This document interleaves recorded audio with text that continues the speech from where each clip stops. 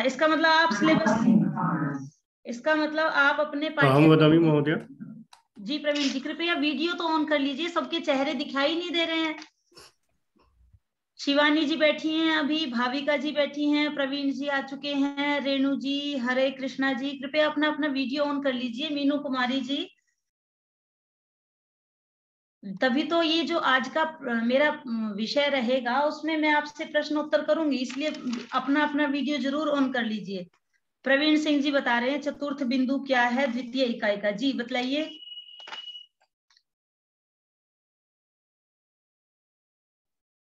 चौथे बिंदु में हमारे पास जो है विषय वस्तु वो है वैदिक व्याकरण निरुक्त एवं वैदिक व्याख्या पद्धति। ठीक है, इसके अंतर्गत हमें ऋक् प्रतिशाख्य की परिभाषा में दी हुई कुछ परिभाषाएं पढ़नी। बस बस बस यहीं रुकना है। जो प्रथम, जो इसके अंतर्गत पहला बिंदु है वो है आपका ऋक् प्रातिशाख्य की निम्नलिखित परिभाषाएं।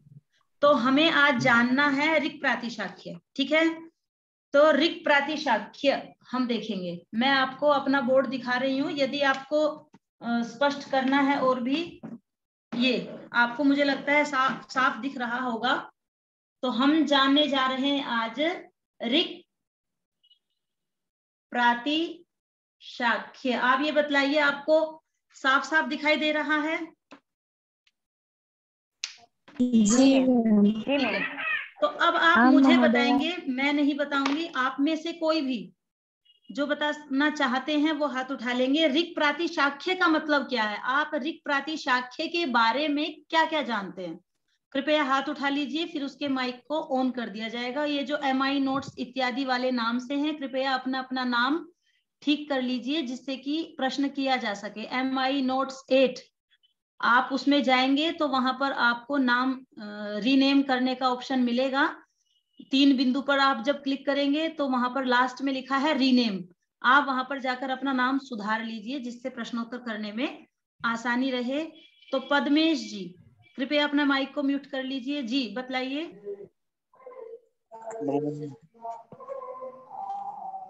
क्या क्या जानते हैं आप ऋक् प्रातिशाख्य के बारे में क्या जानते हैं?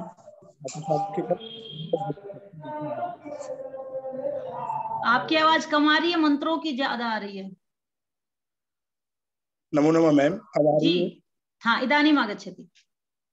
प्रातिशाख्य की व्युत्पत्ति अगर देखा जाए तो पहले देखा जाता है शाखम शाखम प्रति प्रातिशाखम प्रातिशाखस्य भावम प्रातिशाख्यम इति। प्रत्येक शाखाओं में मिलने वाला, प्रत्येक शाखाओं में जैसे प्रातिशाख्य का अगर भूमिका देखा जाए तो शिक्षा के अंतर्गत ही इसको लिया जाता है, जिसमें मंत्रों के विषय में कि हमारे नियम क्या है, मंत्रों के व्याकरण क्या है, इस प्रकार से उसको सुस्पष्ट किया जाता है। जैसे हमारा आसन कैसा हो, हमारा पवित्र, अपने पवित्र आसन के भी बारे में बताया गया है। और ऋक् प्रातिशाख्य से अर्थात मतलब यह है कि ऋग्वेद के अंतर्गत जो भी मंत्र हमारे दिए गए हैं उनको नियमबद्ध तरीके से बताने वाला ऐसा शिक्षा ग्रंथ, उसी को हम ऋक् प्रातिशाख्य के अंतर्गत रखते हैं। बहुत सुंदर, बहुत सुंदर पद्मेश जी, इसका मतलब आपका परिचय है। और जो भी आप टॉपिक पढ़ रहे हैं उसकी मूल पुस्तक जरूर ले लीजिए। देखिए ये ऋग्वेद प्रातिशाख्य, यदि आपके पास प्रत्येक, आप कहें कि हमें कोई नोट्स दे देना, तो ऐसे काम नहीं चलेगा। यदि आपको JRF करना है तो प्रत्येक बिंदु की आपके पास पुस्तक होनी चाहिए। आपको दिखाई दे रहा है ऋग्वेद प्रातिशाख्य, क्योंकि बहुत सारी चीजें छूट जाती हैं जब तक हम पुस्तक नहीं पढ़ते हैं। ये मेरा निवेदन है, आप प्रत्येक अपनी पुस्तक ले लीजिएगा। जैसा कि इन्होंने बतलाया, बहुत अच्छा बताया है। और देखिए, जब ये हमारा प्रचलन क्यों हुआ, मतलब प्रातिशाख्यों की आवश्यकता क्यों पड़ी, यदि हम इस पर चर्चा करें तो जब वेदों की परंपरा, जो वेद थे वो पहले मात्र बोले जाते थे, केवल जो सामने शिष्य बैठते थे उनको बतला दिया जाता था और उन्हीं के माध्यम से उस परंपरा को जीवित रखा जा रहा था। लेकिन उसके बाद ये हुआ कि पृथक पृथक लोगों ने उसमें उच्चारण की दृष्टि से पृथक पृथक उच्चारण करना प्रारंभ कर दिया। तो जो आचार्य लोग थे, वेदों के जो संरक्षक थे, जो आचार्य थे, जिन्होंने उसका अभी तक उनको पकड़ कर रखा हुआ था, उन्होंने कहा कि इनके लिए कुछ ना कुछ तो नियम बनाना ही पड़ेगा। यदि हमने कुछ नियम नहीं बनाया तो अलग अलग से सभी सबका जो वेदों को बोलने का जो तरीका है, वेद मंत्रों का पढ़ने का, वो पृथक पृथक हो जाएगा। तो इसलिए उन्होंने ध्वनि संबंधी कुछ नियम बनाए, किंतु तब भी वहां पर भी अलग अलग, क्योंकि ऐसा कहते हैं ना कि 4 कोस पर बदले पानी वाणी, 8 कोस पर वाणी, मतलब वाणियों में व्यवहार अलग अलग हो जाता है। एक ही चीज को कोई अन्य प्रकार से कहता है, कोई अन्य प्रकार से कहता है।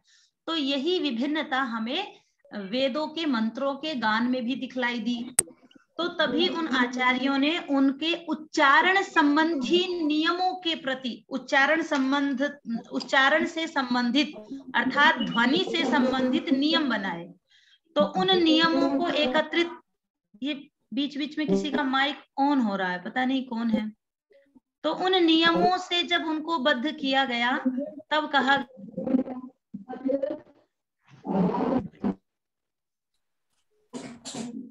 कृपया अपना माइक बंद रखिए। गुलशन कुमार जी, नीता रानी जी, बीच बीच में ऑन हो रहा है तो समस्या हो रही है, फिर सबको ऑफ करना पड़ता है, ध्यान रखिएगा। बस ये लॉक कर दे रहा हूँ मैं अभी सबको, तो किसी का अनम्यूट नहीं होगा। हाँ, नहीं लॉक मत करिए, बीच बीच में प्रश्न भी पूछना है, लोग सबके मुंह पर थाला मत लगाइए, ठीक है। तो तब उन्होंने वहां पर उनके उच्चारण संबंधी जो नियम बनाए तो अलग अलग हो गई, ठीक है।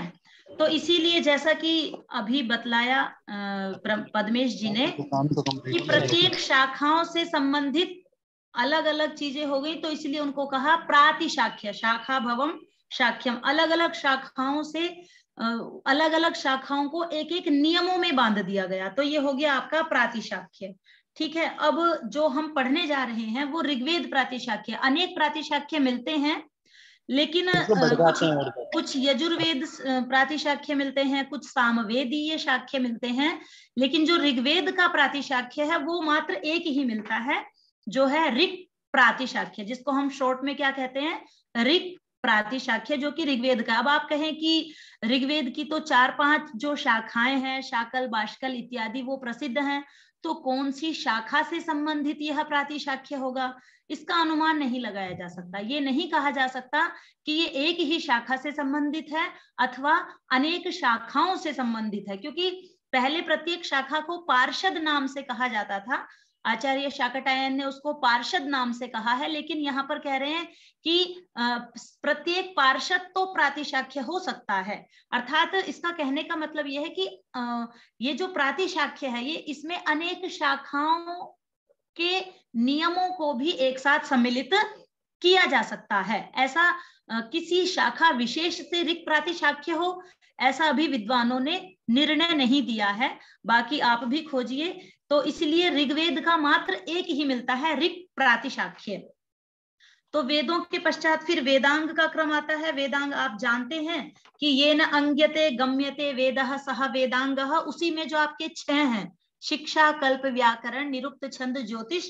तो जो तैत्तिरीय उपनिषद की शिक्षावल्ली है, वो संपूर्ण शिक्षा व्याख्यास्यामः, वहां पर सारे उच्चारण संबंधी नियमों को बतलाया गया, वर्णः, स्वरः, मात्रा, बलम। तो उस पूरी शिक्षावल्ली में उच्चारण संबंधी, स्वर संबंधी, ध्वनि संबंधी नियम है। इसी कारण से इन प्रातिशाख्यों को भी शिक्षा वेदांग के अंतर्गत सम्मिलित किया गया है, ठीक है। तो भाविका जी, आपको स्पष्ट हो गया। प्रश्न बनेगा आपका कि जो ऋक् प्रातिशाख्य है वो किस वेदांग से संबंधित है। भाविका जी उत्तर देंगी, कृपया आप अपने माइक को ऑन कर लीजिए। हाँ, पुनः ऑन करो तो कृपया, भाविका जी। हाँ मैम, शिक्षा वेदांग से। शिक्षा वेदांग से। और ऋग्वेद का कौन सा प्रातिशाख्य है? एक ही है, कौन सा है? ऋक् प्रातिशाख्य। और ये जो प्रातिशाख्य है, इनमें किस विषय वस्तु, कौन सी विषय वस्तु का वर्णन है इन प्रातिशाख्यों में?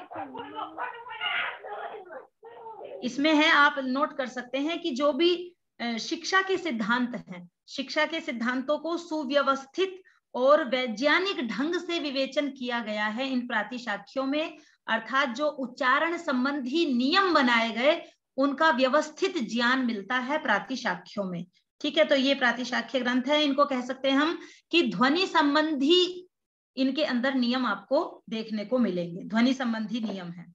और उच्चारण संबंधी नियम, मतलब वही ध्वनि के आधार पर जो उनका अलग अलग उच्चारण करने की जो परिपाटी थी उनको प्रातिशाख्यों में सजो दिया गया, जैसे कि उन्होंने भी कहा प्रतिशाखम भवम प्रातिशाख्यम। ठीक है, तो ये एकमात्र हमारा ऋक् प्रातिशाख्य है। अब इसके रचयिता की बात आती है कि इसके रचनाकार कौन है, इनको किसने बनाया है, ऋक् प्रातिशाख्य को किसने रचा है। तो आचार्य शौनक, ये आपका प्रश्न बनेगा कि ये लिख लीजिएगा कि कौन से हैं इसके ऋक् प्रातिशाख्य के रचयिता हैं, आचार्य शौनक। ठीक है, इसमें स्वर वर्ण आदि के जो भी उच्चारण संबंधी विषय हैं वो इसमें लिखे गए हैं इन प्रातिशाख्यों में। और जो भाष्यकार हैं ऋक् प्रातिशाख्य के, जो भाष्यकार है, क्योंकि रचनाकार तो आचार्य शौनक ने कर दिया और भाष्य भी लिखा गया है, प्रत्येक वेद पर लिखा गया है, वेदांग पर लिखा गया, उपनिषदों पर लिखा गया है, तो भाष्यकर्ता भी पूछे जाते हैं। तो एक अत्यंत प्रसिद्ध नाम है उव्वट आचार्य, जिन्होंने वेदों का भी भाष्य किया है। तो वही उव्वट आचार्य ने ऋक् प्रातिशाख्य का भी भाष्य किया है। तो दो प्रश्न आपके हो गए हैं, ऋक् प्रातिशाख्य के रचयिता आचार्य शौनक और ऋक् प्रातिशाख्य के भाष्यकर्ता आचार्य उव्वट। आचार्य उव्वट हैं जो भाष्यकार हैं और रचनाकार आचार्य शौनक हैं। और ये जो ऋक् प्रातिशाख्य है, इसके ये जो इसमें विभाजन हुआ है पटलों के आधार पर। पटल जैसे किसी का विभाजन अध्यायों के आधार पर होता है, किसी का सर्ग के आधार पर होता है, लेकिन ऋक् प्रातिशाख्य जो बटा हुआ है वो पटलों में बटा हुआ है, पटल। ठीक है, तो इसके अंदर कुल 18 पटल हैं। कितने पटल हैं?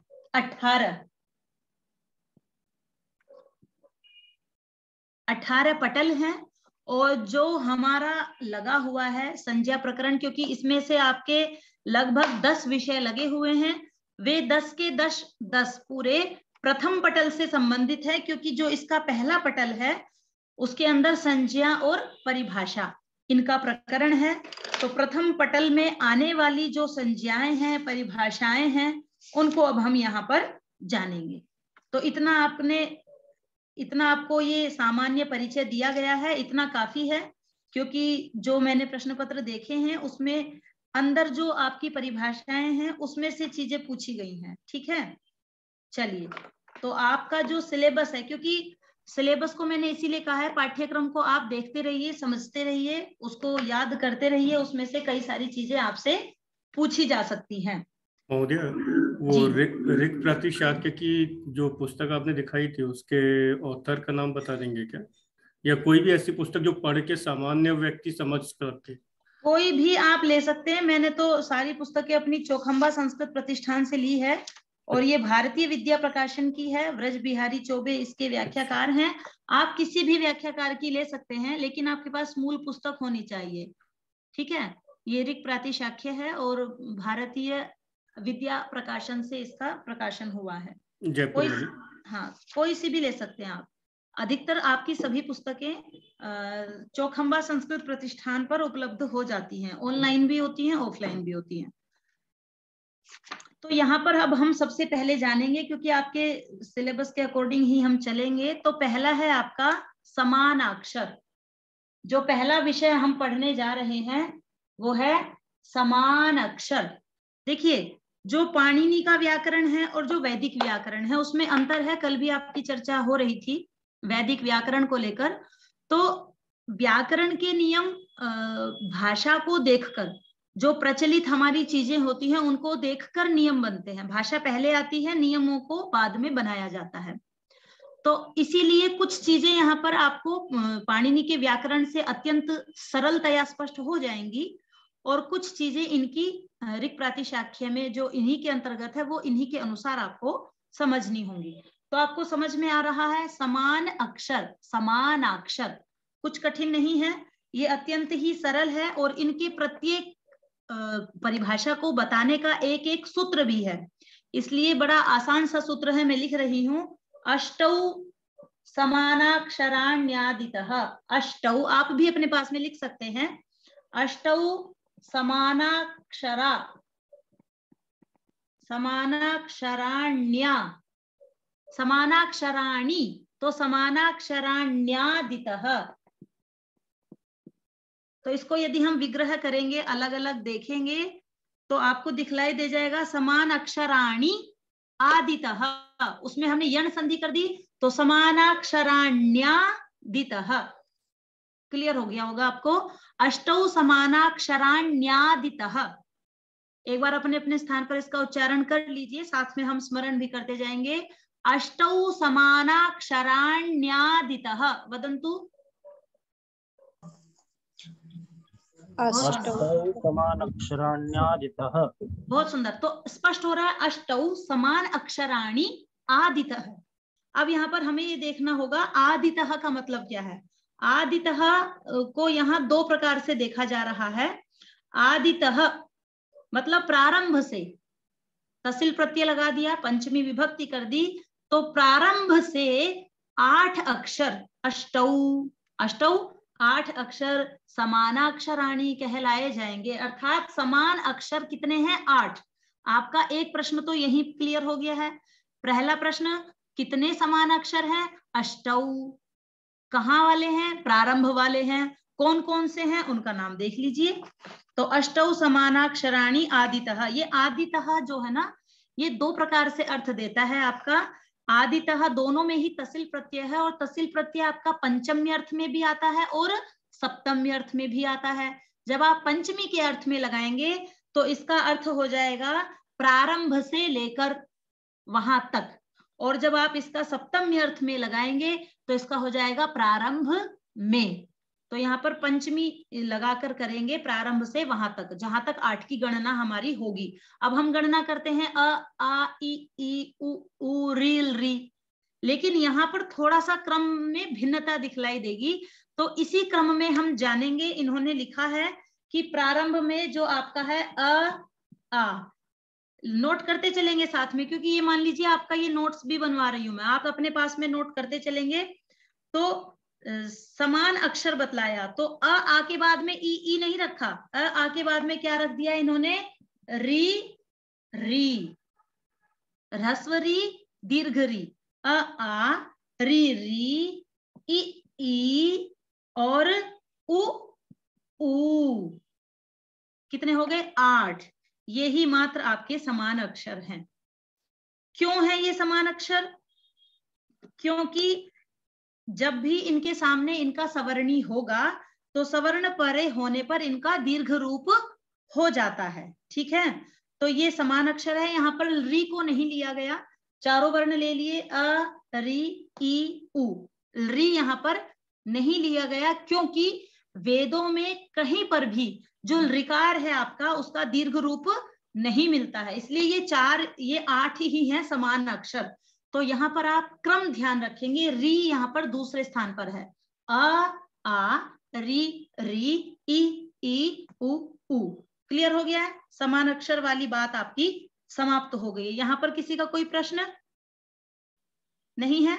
अष्टौ समानाक्षराणि आदितः, इस समान अक्षर को आप स्मरण कर लेंगे। इसका इतना ही प्रश्न था। प्रश्न 2 प्रकार से बनेंगे। ये जो परिभाषा है ये पूछ लिया जाएगा कि जो अष्टौ समानाक्षराणि आदितः है वो कहाँ का है, किस प्रातिशाख्य में अथवा कहाँ पर इसका वर्णन किया गया है। तो आप ध्यान रखेंगे कि ये ऋक् प्रातिशाख्य का विषय वस्तु है, इसलिए इसको कहा अष्टौ समानाक्षराणि आदितः। चलिए आगे चलते हैं हम। आगे हमारा है संध्याक्षर, इसी से संबंधित है समानाक्षर और संध्याक्षर। संध्याक्षर आप भी जानते हैं। संध्याक्षर कितना है तो इसमें बतलाया ततश्चत्वारि, ततश्चत्वारि संध्याक्षराणि उत्तराणि।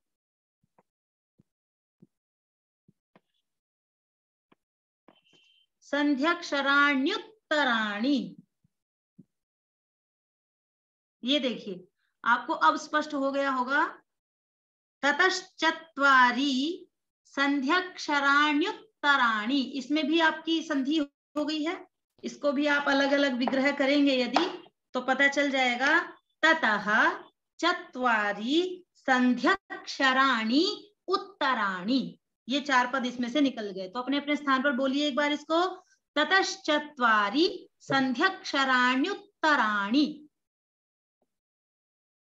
चलिए तो अब देखेंगे, सबसे पहला अक्षर है ततः। ततः मतलब जो समान अक्षर की हमने 8 अक्षरों की बात की थी उसके पश्चात, ततः चत्वारि, उस 8 के बाद वाले जो 4 हैं वो संध्यक्षराणि, वो संध्यक्षर हैं। और उत्तराणी मतलब बाद वाले, पर उत्तर में जो है 8 अक्षरों के बाद वाले जो 4 अक्षर हैं वो आपके संध्यक्षर हैं। अब कौन कौन बताएगा उस 8 के बाद किसका क्रम आता है?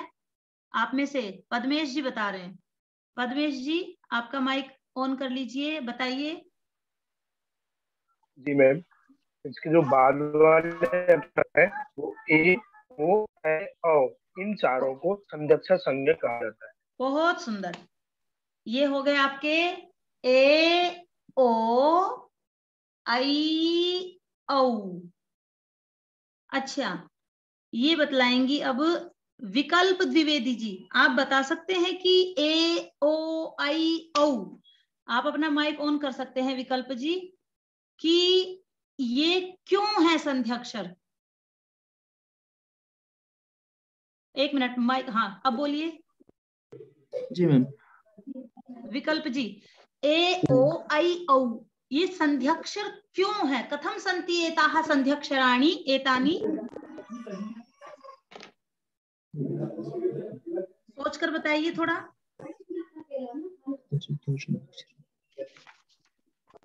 विकल्प जी, जो भी मन में आ रहा है बतला सकते हैं आप। कुछ बोलेंगे तभी तो आपका स्पष्ट होगा।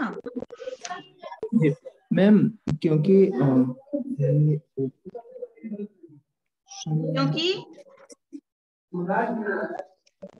मैम कंफर्म नहीं हो रहा हूँ।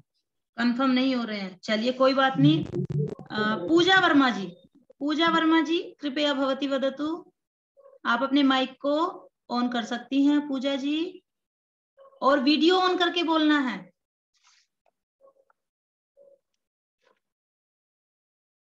पूजा जी नहीं बोल पा रही हैं। चलिए सरिता जी।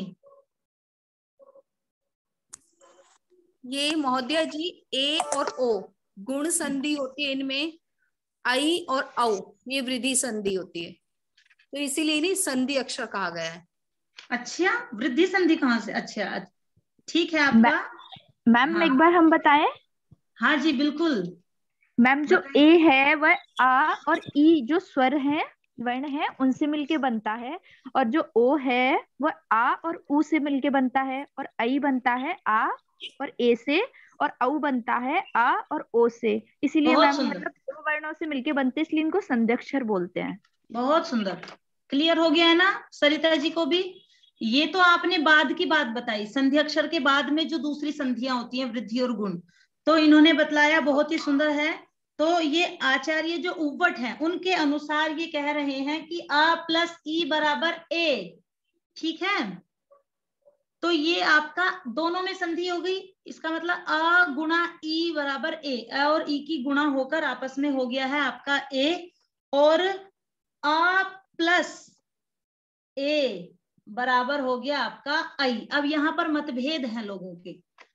जो आचार्य उव्वट हैं उन्होंने कहा कि अ प्लस ए करके आप लगा देना आई, किंतु जो बाकी के थे, जैसे आपके एक और हैं शाकटायन आचार्य, उन्होंने कहा कि अ प्लस दीर्घ ई बराबर ए बराबर आई।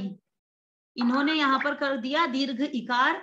अन्य आचार्यों ने भी, किसी ने दीर्घ किया है, किसी ने ए किया है, लेकिन हम तो उव्वट का जानेंगे ना, क्योंकि हमें तो उव्वट का ही विशेष रूप से देखना है। तो उव्वट आचार्य के अनुसार अ प्लस ए बराबर आई और अ प्लस ई बराबर ए। ऐसे ही हम यहाँ पर भी देखेंगे, तो इन्होंने कहा है अ प्लस उ बराबर ओ, और ऊ को गुणा करके ओ बना दिया, और ऐसे ही अ प्लस ओ बराबर औ ये कर दिया। ये आचार्य उव्वट के अनुसार है। तो इस प्रकार इनके अंदर संधि हुई है, ये जो इनका स्वभाव है ना, इसीलिए जब आप स्वर और व्यंजनों की गणना करते हैं तो वहां पर स्वर के भी क्या होते हैं आपके, ह्रस्व और दीर्घ भेद होते हैं। कई बार हम प्रश्न में विचल जाते हैं, हम सोचते हैं कि शायद ए ह्रस्व होगा, ऐ दीर्घ होगा। बहुत सारे बच्चों से जब प्रश्न किया गया तो उन्होंने इस प्रकार का कहा था, लेकिन ये कभी भी ह्रस्व नहीं होते, ये हमेशा दीर्घ मिलेंगे आपको, क्योंकि इनके अंदर दो दो मात्राएं हैं, एक अ की और एक ई की, इनके अंदर दो दो मात्राएं हैं, इस वजह से ये हमेशा दीर्घ हुए। और इसीलिए इनको कहा संध्यक्षराणि उत्तराणि ततश्चत्वारि। ठीक है, तो ततश्चत्वारि संध्यक्षराणि उत्तराणि। तो आपका समानाक्षर और संध्यक्षर, ये दो परिभाषाएं क्लियर हो गई हैं। ठीक हो गया सभी का, बैठ गया सेट, बहुत सुंदर। विकल्प जी अब हो गया क्लियर, आप लिखते चले जाएंगे। यहाँ पर किसी का कोई प्रश्न हो तो अभी पूछ सकते हैं, नहीं तो बाद में फिर से मुझे बोर्ड पर लिखना पड़ेगा। ये प्रथम पटल में की विषय वस्तु है ये सब? हाँ जी, प्रथम पटल की है। ठीक है, चलिए प्रथम पटल में संज्ञा परिभाषा सब आ जाएगी। जब आप कभी वो करना शुरू करेंगे, यदि आप पीडीएफ भी देखना चाहेंगे तो केवल आप प्रथम पटल देख लीजिए, उसी में आपका सारा विषय वर्णित है। आगे इसके पश्चात आपका प्रकरण, आपके पास में पाठ्यक्रम होगा, 2 हो गई है समान अक्षर संध्याक्षर, 8 समान अक्षर 4 संध्याक्षर। ये केवल याद करने योग्य है, बस आपको स्मरण करना है। आगे आपका अघोष और सूक्ष्म, इनकी चर्चा करते हैं। अघोष आपने पढ़ा होगा ना, घोष अघोष, तो यहाँ पर क्या है अघोष उसको देखेंगे। ठीक है, अघोष और सूक्ष्म, तो इनके अनुसार अघोष वर्ण जानने से पहले, क्योंकि अघोष का जो सूत्र है वो पूर्व सूत्र से ही संबंधित है, अघोष वर्ण जानने से पहले हमें जानना होगा ऊष्म वर्ण। ठीक है, तो ऊष्म वर्ण में कह रहे हैं कि, अच्छा ऊष्म वर्ण किसे कहते हैं? ऊष्म, आपने बहुत बार नाम सुना होगा ऊष्म वर्ण के उच्चारण में। जी मीनू जी वदतु। जिस शब्द के उच्चारण में मुख से उष्ण वायु निकले उसे उष्ण शब्द कहते हैं। हाँ, मतलब वायु की जहां प्रधानता होगी, वायु का नाम यहाँ ऊष्म है। ठीक है, तो वायु की जहां प्रधानता होगी वो आपके ऊष्म वर्ण है। तो यहाँ पर कह रहे हैं उत्तरे अष्ट ऊष्माणः, तो यहाँ पर केवल हम क्या करेंगे, उत्तरे अष्ट, क्योंकि ऊष्म हमें नहीं पढ़ना है, हमें तो केवल अघोष जानना है। तो अघोष जानने से पहले ऊष्म वर्ण जो 8 हैं उनका वर्णन कर रहे हैं कि 8 जो वर्ण है वो ऊष्म होते हैं। इसमें है ह, श, श, स, क्रम इनका श, श, स, ह नहीं है, बल्कि ह पहले है, उसके पश्चात है आपका अह, और एक है आपका जिह्वामूलीय क के साथ, और एक है उपध्मानीय प के साथ, और एक है आपका अंग। 1 2 3 4 5 6 7 8। आपको अक्षर ठीक दिखाई दे रहे हैं प्रवीण जी? अक्षर स्पष्ट दिखाई दे रहे हैं? हाँ महोदय। हाँ, तो ध्वनि अभी सम्यक आगच्छति? अभी सम्यक, थोड़ा सा डिस्टर्ब हो रही है। अच्छा ठीक है, वो बीच बीच में थोड़ा ना नेट चला जाता है। तो ये 8 ऊष्म है, तो इसीलिए इसके तुरंत बाद अघोष का आपका सूत्र आ जाता है तुरंत। अघोष, अघोष के लिए बतलाया, मैं लिखने के बाद भी आपको आगे दिखा दूंगी। अघोष का सूत्र लिख लीजिएगा, अंत्याः सप्त तेषाम अघोषः। अंत्याः, अंत्याः सप्त तेषाम अघोषः। एक बार सभी अपने अपने स्थान पर बोलेंगे इसको। अंत्याः सप्त तेषाम अघोषः।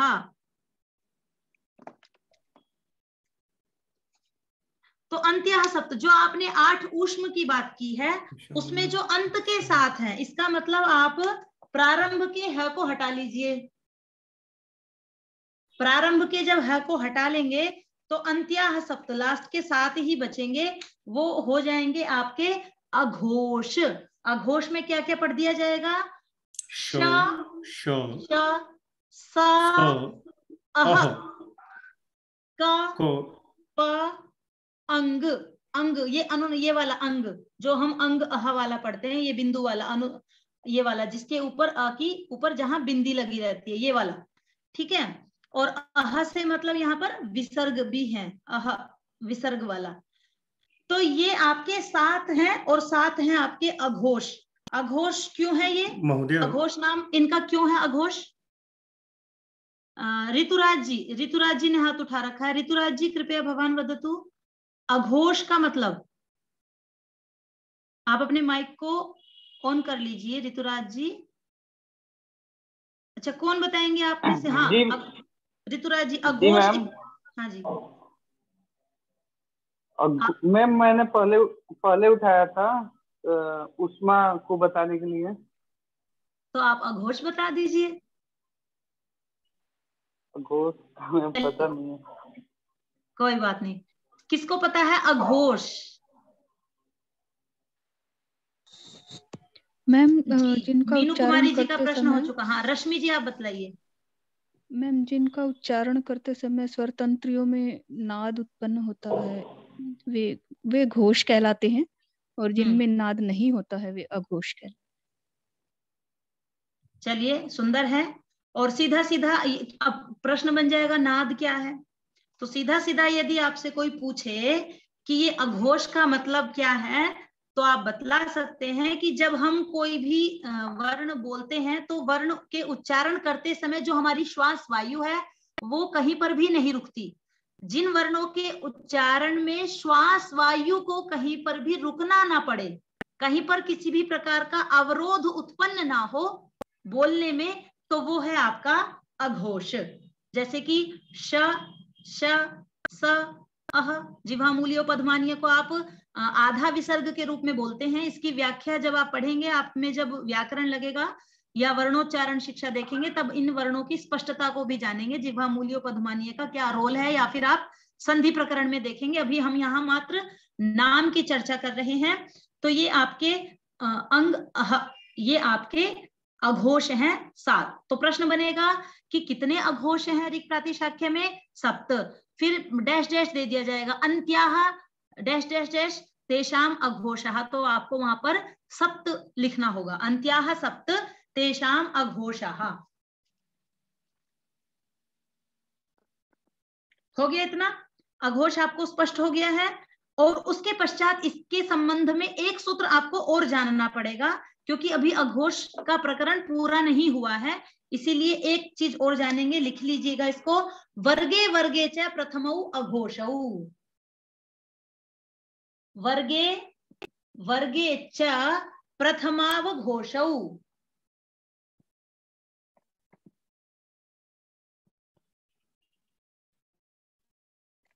वर्गे वर्गे च प्रथमावघोषौ। यदि हम इसको पृथक पृथक जाने, आप स्पष्ट देख रहे होंगे शायद, तो अलग अलग यदि जानेंगे तो वर्गे वर्गे प्रथमौ अघोषौ, जहां पर भी वर्ग का ग्रहण होगा, इसका मतलब आपका जो 5 वर्ग हैं, कुचु टू तू पू 5 वर्ग हैं, उसमें पांचों वर्ग का जो प्रथम है, प्रथमौ। प्रथमौ यहाँ पर देखिए, केवल प्रथम नहीं कहा बल्कि प्रथमौ। इसमें क्या हो जाएगा? रामः रामौ, इसका मतलब शुरू के 2 द्विवचन का ग्रहण हो गया है। तो प्रत्येक वर्ग का प्रथम द्वितीय प्रथम द्वितीय प्रथम द्वितीय, इसका मतलब हो गए 10। तो वो 10 भी आपके अघोष होंगे। अब इनका नामोच्चारण कौन करेगा? क्योंकि प्रत्येक वर्ग का पहला दूसरा मैं लिखती जाऊंगी, आप बोलते जाएंगे। विकल्प जी बोलेंगे या मीनू कुमारी जी बोलेंगी? प्रत्येक वर्ग का पहला दूसरा। महोदय अस्तु, वदतु भवती, वदतु। हाँ, क ख च छ च छ ट ठ ट ठ त थ त थ प फ प फ। तो ये देखिए आप, कू चू टू तू पू 5 वर्ग थे, पांचों का प्रथम द्वितीय ले लिया, तो आपके कितने हो गए ये पूरे? 10। और 10 के ऊपर जो हमने पहले पढ़ा था, तेषाम अंत्याः 7, 10 + 7 17। तो ये 17 वर्ण आपके अघोष संज्ञक हो गए। पूछे जाएंगे कितने अघोष हैं, तो 17 हैं।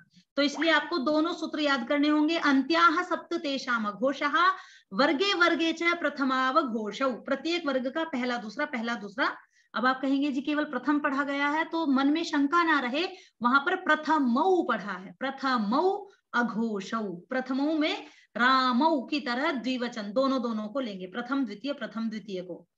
तो कुल मिलाकर आपके 17 वर्ण हो गए, जैसा कि आप इसमें भी देखते हैं संधि प्रकरण में खरह अघोषः, खर प्रत्याहार में अघोष पढ़े गए हैं, उसमें भी ख फ छ ठ थ च ट त क प प्रत्येक वर्ग का पहला दूसरा लिया गया है। ठीक है, तो यहाँ पर भी प्रत्येक वर्ग का पहला दूसरा लिया गया है, इनका सूत्र शैली में है और वहां पर उन्होंने अलग शैली में कहा है। तो ये आपके 17 वर्ण ऐसे हैं जो कि अघोष है। क्लियर हो गए? यहाँ पर 2 सूत्र के माध्यम से हमने अघोष को जाना, और अघोष के ही साथ में है आपका अगला है आपका सूक्ष्म। अगला जो चौथा है आपका परिभाषा सूक्ष्म क्या है, तो इसका भी मतलब आपको स्पष्ट हो रहा होगा। जहां पर अधिक वायु का ग्रहण हो, आपने कहा था ना ऊष्म मतलब जहां पर वायु ज्यादा निकलती हो, जहां पर ज्यादा प्रेशर के साथ बोला जाता हो, वो ऊष्म है। और सूक्ष्म जहां पर स से यहाँ पर लिया गया है युग्म मतलब इसका सूत्र लिख लीजिएगा, युग्मौ सोष्माणौ।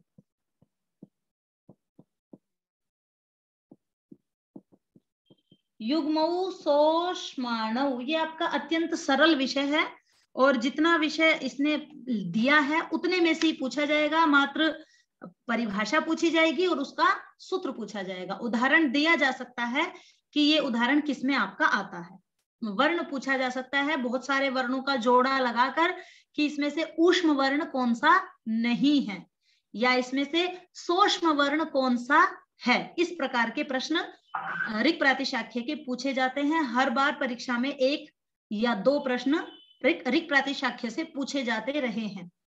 तो युग्मौ सोष्माणौ, एक बार आप सभी अपने स्थान पर बोलेंगे, युग्मौ सोष्माणौ। ठीक है, तो युग्मौ सोष्माणौ में हम देख लेते हैं। युग्मौ तो कहा वर्ग के जो दोनों युग्म है। अब युग्म क्या है, तो युग्म से कह रहे हैं वर्ग के जो दोनों सम वर्ण है। अब जो 2 सम वर्ण है वहां से उन्होंने लिया है द्वितीय और चतुर्थ। इसका मतलब प्रत्येक वर्ग का द्वितीय और चतुर्थ वर्ण सूक्ष्म कहलाएंगे। अब आप देख लीजिएगा, ख और इसके बाद घ, इनमें ज्यादा वायु लगती है। ख, घ, छ, झ, ठ, ढ, थ, ध, फ, भ। ये आपके हो गए पूरे 10। और युग्मों से यहाँ पर सूक्ष्म, ये युग्मों से यहाँ पर लेने का मतलब है सम, और सम से लिया गया है द्वितीय और चतुर्थ। यहाँ पर ये बात हमें स्मरणीय करनी पड़ेगी कि युग्मौ सूक्ष्माणौ, प्रत्येक वर्ग का जो द्वितीय और चतुर्थ वर्ण है वही सूक्ष्म है, और इसीलिए इनको महाप्राण भी कहते हैं। महाप्राण क्योंकि यहाँ पर अत्यंत प्रेशर लगाना पड़ता है, यहाँ पर वायु ज्यादा निकलती है। ठीक है, वायु के साथ उच्चारण होता है, इसीलिए इनको महाप्राण भी कहा जाता है। और ऋक् प्रातिशाख्य में इनको नाम लिया गया है सूक्ष्म। युग्मौ सूक्ष्माणौ। सम्यक अस्ति। तो आपके 4 चीजें हो गई हैं, समानाक्षर, संध्याक्षर और अघोष और सूक्ष्म। आगे क्या प्रकरण है आपका? आगे प्रकरण है आपकी आती है स्वर भक्ति ही। स्वर भक्ति जानेंगे। स्वर भक्ति क्या है? स्वर भक्ति, इसको लिख लीजिएगा। कौन आप में से जानता है स्वर भक्ति के बारे में? किसी ने पढ़ा हो, विस्मृति, किसी की स्मृति में शेष बचा हो? स्वर भक्ति शब्द से क्या समझ में आ रहा है, इस प्रकार का कुछ? पद्मेश जी बार बार हाथ उठा रहे। पद्मेश जी, आपका विषय रहा है क्या ये ऋक् प्रातिशाख्य, या आपने परीक्षा की दृष्टि से ही पढ़ा है? मैंने काशी हिंदू विश्वविद्यालय में, काशी हिंदू विश्वविद्यालय में आपने ऋक् प्रातिशाख्य पढ़ा है?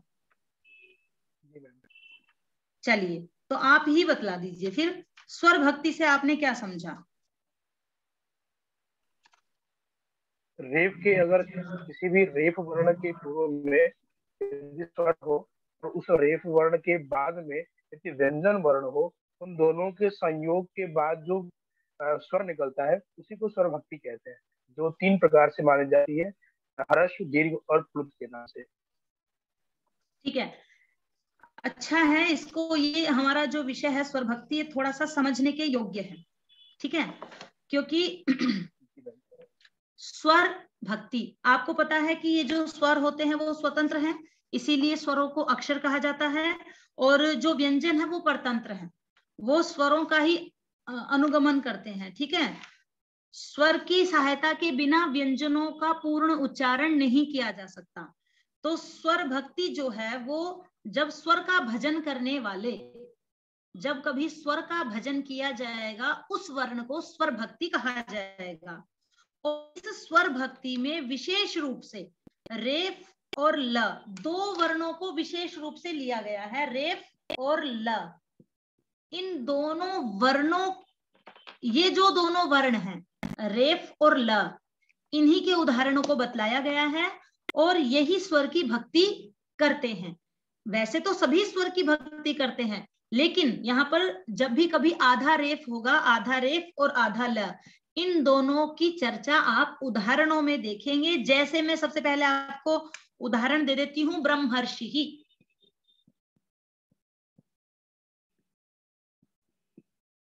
ब्रह्मर्षि, तो यहाँ पर जो श के ऊपर जो रेफ है वो अपने आप आ ही नहीं सकता था, उसने स्वर का सहारा लिया है, रेफ ने स्वर का सहारा लिया है। और इस रेफ के पहले भी ब्रह्म ये वाला आ है, और इस रेफ के बाद में भी ब्रह्मर्षि, लाकृति नहीं होगा, री प्लस आकृति, लाकृति नहीं है। यहाँ पर आप उदाहरण देख सकते हैं, किसी ने चैट बॉक्स में लिखा है लाकृति, इसका उदाहरण नहीं है। यहाँ पर मात्र आधे को लेंगे, रेफ भी आधा रहेगा, ल भी आधा रहेगा, जैसे कि ब्रह्मर्षि इसमें माना गया है, ठीक है।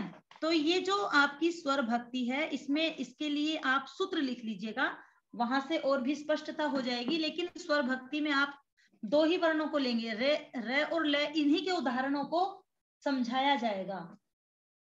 तो ये कह रहे हैं स्वर भक्ति ही पूर्व भाग अक्षरांगम, इसको लिख लीजिएगा, स्वर भक्ति ही पूर्व भाग अक्षरांगम।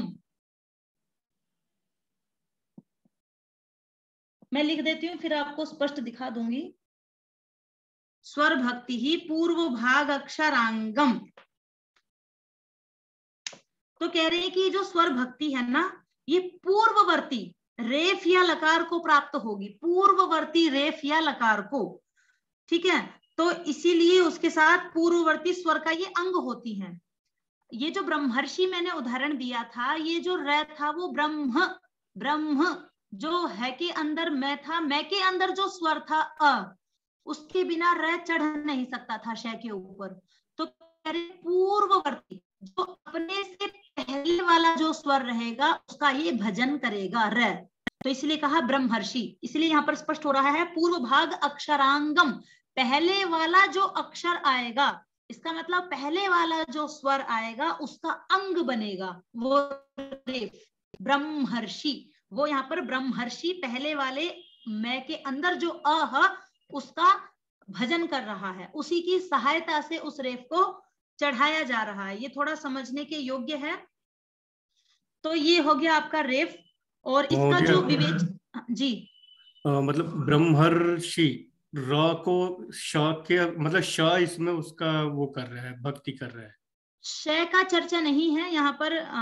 मैं आपको एक दूसरा उदाहरण देती हूँ आपको जो इसी, हाँ जी मैम, जैसे उरण रपरा में आता है अर अल इल उल, उस तरीके से मतलब ये सिंगल नहीं आ सकते।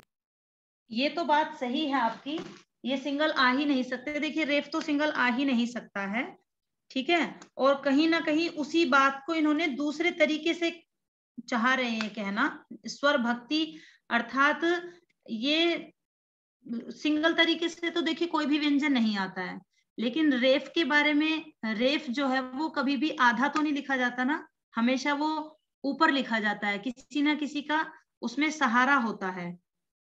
तो उसी बात को ये कहना चाह रहे हैं, ठीक है, कि वो बिना किसी सहारे के, या तो वो पूर्व अंग का सहारा लेगा या वो पश्चात वाले अंग का सहारा लेगा जरूर सहारा। ठीक है प्रवीण जी। तो ये जो आपने, 1 मिनट में इसको दिखला देती हूँ, ये आपका उदाहरण है दूसरा, अदर्शी उदाहरण है यहाँ पर।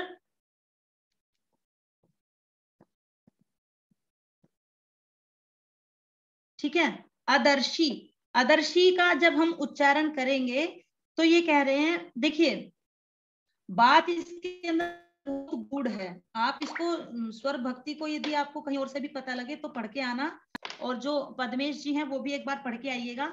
ये जो अदर्शी है, अच्छा ये बतला रहे हैं, एक बार मैं अदर्शी स्पष्ट कर दूं, यहाँ पर अलग अलग व्याख्याएं मिलती हैं अन्य विद्वानों की, फिर पद्मेश जी बताएंगे। ये कह रहे हैं कि जब हमने उच्चारण किया अदर्शी का, तो रेफ और शकार, अदर्शी अदर्शी उच्चारण करके देखिए आप, अदर्शी, तो कह रहे हैं कि रेफ और शकार के बीच में एक हल्के से स्वर का आगम हुआ है, वो हमें दिखलाई नहीं दे रहा है, हल्का सा स्वर है, अदर्शी अदर्शी। ये वाला विषय वर्णोच्चारण शिक्षा में भी बहुत स्पष्ट हुआ है। तो ये कह रहे हैं कि जो अदर्शी, रेफ और श, लास्ट का जो श है, उसके बीच में रेफ के साथ, मतलब उसके जो बीच में हल्के स्वर का आगम है, उसको कह रहे हैं कि वो आपकी स्वर भक्ति, लेकिन वो हमें दिखनाई नहीं दे रहा।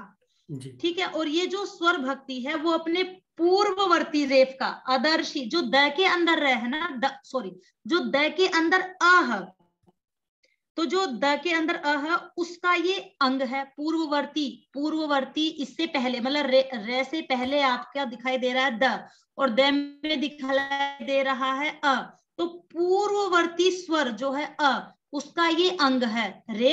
और इस प्रकार कुल मिलाकर ये हुआ कि र अकेला नहीं आ सकता। मैम एक चीज, हाँ प्रवीण जी एक चीज समझ में आई अभी, जैसे अभी एक वर्ड और आया ना पूर्ववर्ती, तो पूर्ववर्ती बोलिए और अदर्शी बोलिए, तो उसमें ना डिफरेंस समझ में आ रहा है, वो ठीक है, मतलब आई कैन कैच इट। अच्छा आपने कैच कर लिया, पूर्ववर्ती। हाँ, पूर्ववर्ती उसमें वो नहीं आ रहा है, वो जो वाइब्रेशन आता है रेफ का वो नहीं आ रहा है, जबकि आप ब्रह्मर्षि बोलेंगी या अदर्शी बोलेंगी तो उसमें वो वाइब्रेशन आ रहा है। हाँ, रेफ के उसमें ऐसा आ रहा है जैसे आपने कैच किया, तो वो जो बीच का स्वर है रेफ और श बोलने के समय, अदर्शी अदर्शी, तो बीच में जो स्वर है उसी का वो भजन कर रहा है।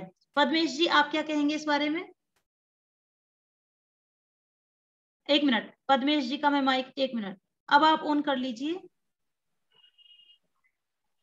जी मैम, ये जो स्वर भक्ति का प्रकरण है, मैंने शास्त्री में पढ़ा था वादसनी प्रातिशाख्य में भी। हाँ। तो वादसनी प्रातिशाख्य में आता है कि र ल वर्णाभ्याम ऊष्मणि स्वरोदयो सर्वत्र। जो ये र और ल है, इन वर्णों को तभी स्वर भक्ति होती है यदि बाद में ऊष्म के साथ जुड़ते हैं। अतः हाँ, ये आएगा, आपका अगला सूत्र यही है पद्मेश जी, ये पहला। इसीलिए जो मैम कंफर्म इसलिए नहीं हो रहा था, जैसे हमारे साथ के सहपाठीगण ये भेज रहे पार्थ चाहे जो भी, तो यह बताने की बात जो आपने बताई कि जो पहले की फोनेटिक है वो अ के साथ जुड़ रही है, लेकिन बाद का जो ऊष्म वर्ण है उस वर्ण के साथ ही क्लियर होगा, ये अन्य वर्णों के साथ नहीं जुड़ेगा। आप सूत्र क्या बता रहे हैं, एक बार पुनः बतलाइए कि र ल वर्णाभ्याम ऊष्मणि स्वरोदयो सर्वत्र, ये वासनी प्रातिशाख्य का सूत्र है। बहुत सुंदर, बहुत सुंदर। ये वार्ष्णेय ने, क्योंकि ये कह रहे हैं कि जो हम प्रथम पटल में बात कर रहे हैं, ये स्वर भक्ति का प्रकरण षष्ठ पटल में भी है। तो ये जो अदर्शी है, ये जो रेफ और लकार का जो संयोग आगे जो इसका अक्षर होगा वो हमेशा ऊष्म वर्ण ही होगा। ऊष्म वर्ण ही होगा। हाँ, ऊष्म वर्ण ही होगा। ऊष्म वर्ण की आपने गणना कर ली थी अभी, जो 17 थे उसमें देखिए ये नहीं था ना ऊष्म वर्ण, वो तो सूक्ष्म संज्ञक था। हाँ वो सूक्ष्म, यहाँ पे ऊष्म से मतलब मैम की क्या नाम है, ये जो केवल चार ही हाँ, श हमेशा आपको जब भी रेफ के बाद श श स ह दिखलाई देगा तभी उस रेफ और लकार की स्वर भक्ति होगी, तभी वो स्वर का भजन करेगा। अदर्शी, अदर्शी, तब बोलने में वो बीच में आपको अझनझनाता हुआ बोलते समय दिखलाई देगा। परवर्ती यहाँ नहीं दिखलाई, वहां क्लिक नहीं हो रहा है क्योंकि वहां पर त है। तो ये आपकी मेन बात है जो पद्मेश जी ने बताई है, वो वैसे भी उसका सूत्र में बतलाने जा रही थी। तो ये अदर्शी अब आपको स्पष्ट हो गया होगा, है ना रीनू जी? एक बार इसके उदाहरण एक दो और देख लीजिए। एक उदाहरण है इसका शतवलशः। एक मिनट, मेरा तो पेन भी टूट गया। चलिए, तो ये है आपका शतवलशः। ये शतवलशः, शतवलशः बोलकर देखिए, यहाँ पर भी ल के बाद में आपको श दिखलाई दे रहा है, तो ये ऊष्म वर्ण का साथ में है, तो ये शतवलशः, शतवलशः इस प्रकार से बोला जाएगा। एक है आपका जल्हवः, ये बहुत कम दिखलाई देगा आपको, ये पेन थोड़ा सा कमजोर हो गया है। जल्हवः, जल्हवः, तो यहाँ पर भी आपको ऊष्म के साथ में ल दिखलाई दे रहा है। तो ये जो रेफ और ल है, ये स्वर भक्ति कर रहे हैं। जब कब कर रहे हैं स्वर भक्ति? जब बाद में ये वो होगा, जब बाद में ऊष्म होगा। तो आपका जो प्रश्न है वो ये बनेगा कि अभी तो स्वर भक्ति कितने प्रकार की है वो भी बतलाएंगे, लेकिन पूछ लिया जाएगा कि किन किन वर्णों के आधार पर स्वर भक्ति देखी जाती है, रेफ और ल की, एक प्रश्न। फिर आपका उदाहरण देखिए यही पूछे जाएंगे, इसके अतिरिक्त उदाहरण नहीं आएंगे, क्योंकि मूल जो हम पढ़ रहे हैं भाष्य और ऋक् प्रातिशाख्य, उसमें उस सूत्र के उदाहरण ये तीन ही दिए, अदर्शी, शतवलशः और जल्हवः, इन्हीं उदाहरणों को लिया जाएगा। तो पूछ लिया जाएगा यहाँ पर इत्यादि क्या है, ये यम है या स्वर भक्ति का उदाहरण है? तो ये स्वर भक्ति का उदाहरण है, ठीक है। तो ये इसमें लकार और हकार के संयोग में जल्हवः, हाँ ये ह श श स ह, तो है आपका ऊष्म वर्ण हो गया। तो इसी के साथ इसका जो प्रसंग मिलता है वो एक और है, उसको भी जान लीजिएगा, स्वर भक्ति के ही संबंध में है कि ये ह्रस्व है या दीर्घ है, स्वर भक्ति कैसे होती है, इस प्रश्न को बतला रहे हैं। तो कहा, इसको पहले उदाहरण लिख लीजिएगा आप, द्राघीयसी सार्ध मात्रा, एक मिनट लिख लेंगे फिर उसके बाद स्पष्ट करूंगी।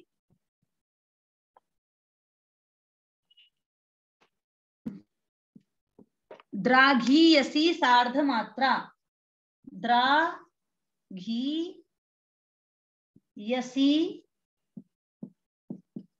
सार्ध मात्रा।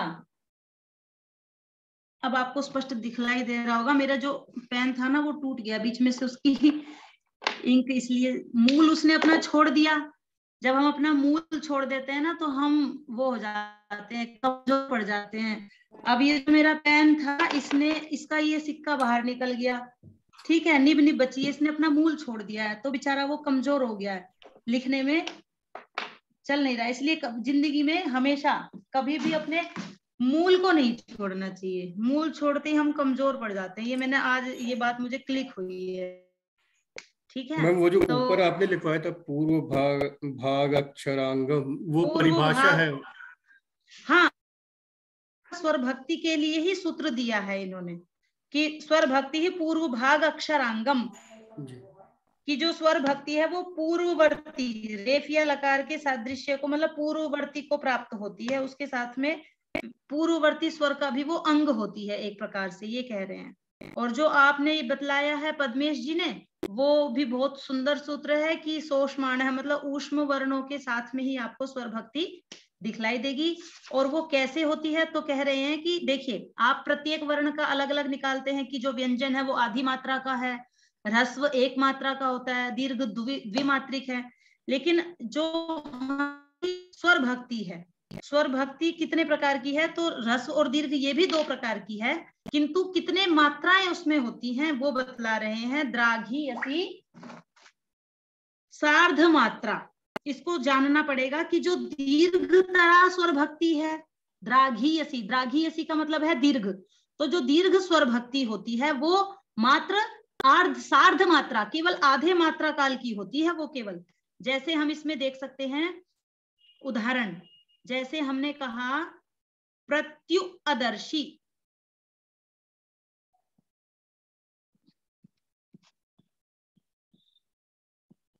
ये मंत्र का एक भाग है। उदाहरण जो इन्होंने लिया है ये मंत्र का एक भाग है।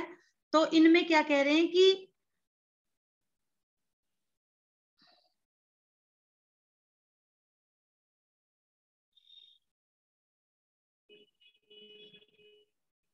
द्राघीयसी मतलब द्राघीयसी, द्राघीयसी का मतलब होता है दीर्घतर।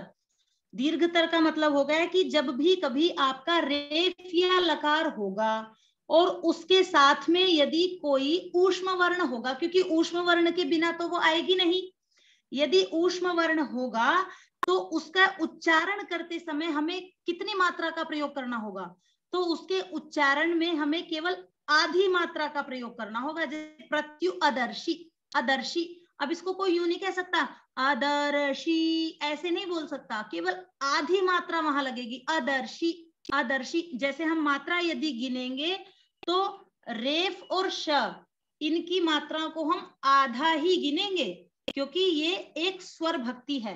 और जब भी कभी ये होगी दीर्घ, जब ऊष्म वर्ण के साथ में इसका योग होगा, यदि प्रश्न पूछ लिया जाए कि इसकी मात्रा कैसे निकलेगी, कितनी मात्राओं का यह स्वर भक्ति होगा, तो मात्र आधी मात्रा का, मात्र आधी मात्रा का होगा। पद्मेश जी स्पष्ट है या इसमें आपको कुछ जोड़ना है? क्योंकि आपका विषय रहा है तो आप इसको अच्छे से बतला सकेंगे। द्राघीयसी सार्ध मात्रा, स्वर भक्ति जो दीर्घ तरा वाली है वो मात्र आधी मात्रा। ये प्रश्न जाएगा आपका, ये मैंने परीक्षा में देखा है, ये प्रश्न था वहां पर कि सार्ध मात्रा, ये जो द्राघीयसी है वो कितने मात्रा की है, स्वर भक्ति जो है वो कितने मात्रा की है, तो वो सार्ध मात्रा, मात्र आधी मात्रा की है। और फिर कहा कि यदि इन वर्णों के अतिरिक्त कोई अन्य व्यंजन आ जावे, ह्रस्व दीर्घ प्लुत स्वर के उच्चारण में, जैसे कि आपको अलग अलग पता है, ह्रस्व का उच्चारण आधा होता है, दीर्घ का दीर्घ, प्लुत का 3 मात्रा वाला होता है। तो कह रहे हैं कि इतरेच नहीं, इस प्रसंग में नहीं है। एक मिनट क्षम्यता। हाँ पद्मेश जी बतलाइए, मैं अभी थोड़ा उसको बतलाऊंगी, आधे से भी आधे को बाद में बताऊंगी, पहले आप यहाँ स्पष्ट करिए। पद्मेश जी माइक ऑन कर लीजिए। जी मैम। हाँ, इसमें जो बताया गया है ये द्राघीयसी सार्ध मात्रा, ये तो ठीक है, द्राघीयसी सार्ध मात्रा कहता ही है कि यदि दीर्घतरा स्वर भक्ति जहाँ हो वहां पे आधी मात्रा होती है। लेकिन प्रश्न ये उठता है कि दीर्घतरा स्वर भक्ति कहते किसे हैं, कैसे हमें पता चलेगा कि दीर्घतरा स्वर भक्ति क्या है। तो यहाँ पे यह है कि जहां पर वह र और ल पूर्व वर्ण के अक्षर के साथ जुड़ा हो और बाद में कोई एक ऊष्म वर्ण हो, तो वहां पे दीर्घतरा स्वर भक्ति होती है। अर्थात ख सह यह केवल संयुक्त रूप से ना हो, एकल रूप में एक ही ऊष्म वर्ण हो, तो वहां पर दीर्घतरा होती है। और जहां 2 ऊष्म वर्ण साथ हो और पूर्व में पूर्व अक्षर से जुड़ी हुई कोई स्वर हो, तो वहां ह्रस्व स्वर भक्ति होती है। बहुत सुंदर। तो आप बोलते रहिए। वाला वहां पे उदाहरण दिया भी गया है। यहाँ पे उदाहरण एक है आर्ष्टिशेण। हाँ, पूर्व में आप देखेंगी तो वहां पे है आर्ष्टिशेण। मैं लिख रही हूँ, आप बोलते रहिए। आर्ष्टिशेण, हाँ, ये वाला जो है ये ह्रस्व स्वर भक्ति का उदाहरण है। हाँ, ये बहुत सुंदर विषय है। ये जो स्वर भक्ति है ना, इसमें सबसे विशेष अवधारणा आपको स्वर भक्ति पर ही देनी है, बाकी तो बहुत आसान थे। तो जैसा कि इन्होंने कहा है, आपने पूरा पहले देखा था अदर्शी, जल्हवह इत्यादि, तो कह रहे हैं कि वहां पर दीर्घतरा होगी जब उसके बाद में मात्र एक ही ऊष्म वर्ण होगा। ठीक है ना भाविका जी? जैसे आपने अदर्शी में देखा था, वहां केवल एक ही ऊष्म वर्ण था, तो वो आपकी दीर्घतरा स्वर भक्ति होगी और वो आधी मात्रा की होगी। ठीक हो गया? जैसा कि दीर्घतरा वाला प्रश्न स्पष्ट हो गया। और इसके पश्चात अर्धो नान्यः, ये इस वाले उदाहरण से ऊपर आप लिख लीजिएगा, अर्धो नान्यः।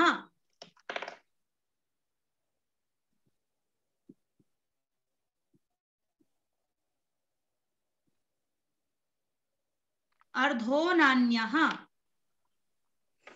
अर्धो नान्यः का मतलब है अन्यः। अन्यः मतलब जो दीर्घतर से अन्य है, जहां पर दीर्घ भक्ति नहीं है, उससे जो अन्य रहेगी वो अर्धः। वो आधे से भी कम मात्रा वाली होगी। आधी मात्रा तो होती है, अब आधे से भी कम मात्रा कैसे निकालेंगे, अब इसको आप उदाहरण से समझ लीजिए। अर्थात जहां पर दो एक साथ रहेंगे, जैसे इसमें कहा आष्टिशेण, ये उदाहरण बहुत कम मिलेंगे, केवल इन दो में मिल रहे हैं, कहीं सर्वत्र नहीं मिलेंगे आपको। तो कहा आष्टिशेण, आष्टिशेण, यहाँ पर देखिए रेफ था, रेफ के बाद में आपको दो दिखलाई दे रहे हैं शकार मूर्धन्य, जो कि आपके दोनों ही ऊष्म वर्ण है, लेकिन दोनों ही आपको आधे आधे दिखलाई दे रहे हैं। तो यहां से कैसे मात्रा निकालेंगे, तो कह रहे हैं आधी की भी आधी, अर्थात इसका चौथाई भाग, संपूर्ण का चौथाई भाग। आप आधा तो दो भाग हो गए, आधे का भी आधा, इसका आप चौथाई भाग निकालेंगे, तब इसकी मात्रा करेंगे आधे से भी आधा। तो ये हो गया आपका आष्टिशेण। इसी में आपको दिखलाई देगा। ऐसे एक उदाहरण है आपका वर्ष्यान, वर्ष्यान। तो यहाँ पर क्या हुआ है कि जो संयोग दिख रहा है आपको वर्ष्यान, मैंने लिखा है ना, हाँ मैंने ठीक लिखा है, वर्ष्यान। यहाँ पर शकार का द्वित्व दिखलाई दे रहा है, ऊपर भी और नीचे भी। तो कह रहे हैं कि शकार के बीच में जो स्वर भक्ति है, उसमें उसको बोलने में बहुत कम समय लगेगा, आधी मात्रा से भी आधा समय लगेगा, अर्थात चौथाई हिस्सा लगेगा। उसको हम ऐसे नहीं बोलेंगे कि आर्शिष्टेण, ऐसा नहीं बोलेंगे, आष्टिशेण, आष्टिशेण, बहुत कम समय पर हम इसको बोल देंगे। ये है आपकी ह्रस्व स्वर भक्ति, ये आपकी ह्रस्व स्वर भक्ति कहलाएगी, जहां पर ऊष्म व्यंजन डबल डबल आपको दिखलाई देंगे या फिर संयोग दिखलाई देगा, तो वहां पर ह्रस्व स्वर भक्ति होगी, वो आधी से भी कम की होगी। प्रश्न जो होगा वो दो प्रकार का होगा। प्रश्न जान लीजिए, ये उदाहरण दे दिए जाएंगे आपका, ये उदाहरण दे दिया जाएगा, पूछा जाएगा यहाँ पर दीर्घ स्वर भक्ति है या ह्रस्व स्वर भक्ति है, तो आपका उत्तर होगा यहाँ ह्रस्व स्वर भक्ति है इन दोनों उदाहरणों में। क्यों है, क्योंकि यहाँ पर हमारा जो ऊष्म वर्ण है वो हमें आधे आधे दो बार दिखलाई दे रहे हैं, और अदर्शी यहाँ पर दीर्घ है, क्योंकि वहां एक ही हमें ऊष्म वर्ण दिखलाई दिया है। इस प्रकार का प्रश्न दीर्घ स्वर भक्ति या ह्रस्व स्वर भक्ति से पूछा जा सकता है। ऐसा प्रश्न आया भी था। तो ये आपका स्वर भक्ति का प्रकरण हो गया, ठीक है। और यदि आपके पास में 10 मिनट का और समय है तो जो बाकी बचे हैं उनकी चर्चा कर लेते हैं, क्योंकि वो अत्यंत आसान थी, इसमें समय लग गया। तो आज फिर ये प्रकरण पूरा हो जाएगा। वैसे 8:10 हो गए हैं, तो आगे इसको कंटिन्यू कर लूं क्यों, फिर ये आज विषय समाप्त हो जाएगा। गर्दन हिलती दिखलाई दे रही है। चलिए ठीक है, आसान है। तो आगे वाला है हमारा यम। नहीं अभी करते हैं क्योंकि छोटा सा ही विषय है। आगे कहा यम, तो यम के लिए बड़ा ही आसान सा है, बहुत ही आपको पता भी है। पद्मेश जी से पृथक जो कोई बोल सकता है यम के बारे में वो बतलाइए। पद्मेश जी नहीं बोलेंगे, पद्मेश जी ने तो सारे प्रश्नों का उत्तर ही दिया है। कौन बोल रही है? रेणु जी, रेणु राणा जी, भवती वदतु कृपया, यम क्या है जी? अहम नाम जानामि महोदय।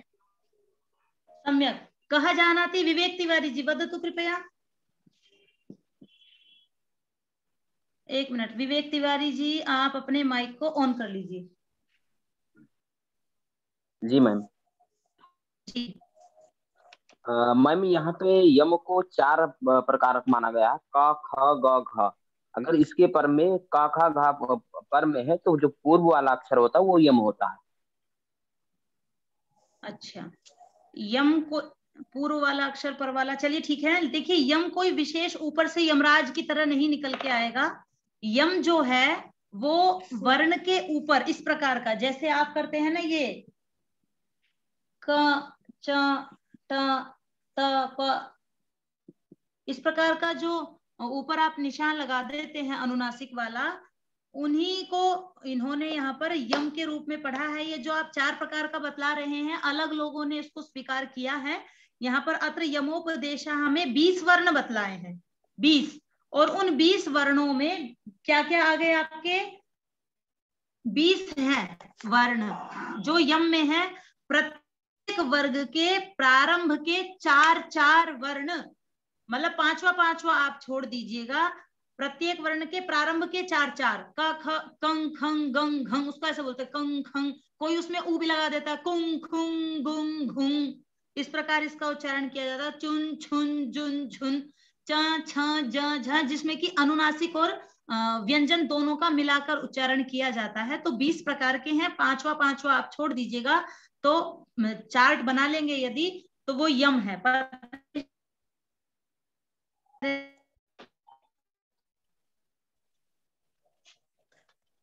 मैम आपका आवाज क्लियर नहीं, मेरी आवाज क्लियर नहीं आ रही है? अब ठीक है मैम, अब ठीक है। हाँ तो ठीक है। यम यम आपका विशेष नहीं है, मात्र इसमें अत्र यमोपदेशः विंशति, विंशति वर्णों का प्रयोग किया गया है। और विंशति में क्या जोड़ लेंगे आप, 5 वर्ग है तो 5 चौक 20, पांचवा पांचवा वर्ण छोड़ देंगे, प्रत्येक वर्ग के चार चार, और उसका जो उच्चारण है कंग खंग गंग घंग, जैसे आप पलिकनिही जघनतुहु डबल डबल का उच्चारण कर लेते हैं, तो उसमें से एक आपका यम है। इतना ही जानेंगे। विशेष व्याख्या जब आप वर्णोच्चारण शिक्षा पढ़ेंगे तब उसमें दिखलाई देगी। यहाँ पर तो हम क्योंकि यहाँ सूत्र शैली दी गई है, यहाँ पर जो प्रातिशाख्य है सूत्र शैली में इन्होंने वर्णन किया है, ये वर्ण क्यों है या ये वर्ण क्यों नहीं है वो विशेष वर्णनीय है। परीक्षा की दृष्टि से इतना ही हमारा ज्ञातव्य है, ठीक है। तो यम आपके 20 हो गए हैं। यम के साथ आपका बनेगा रक्त। रक्त के लिए बड़ा प्यारा सा सूत्र है, आप सभी का परिचित है, इसीलिए मैं यहाँ लिख देती हूँ। रक्त संज्ञोनुनासिकः, लिख लेंगे अपने पास में, रक्त संज्ञोनुनासिकः।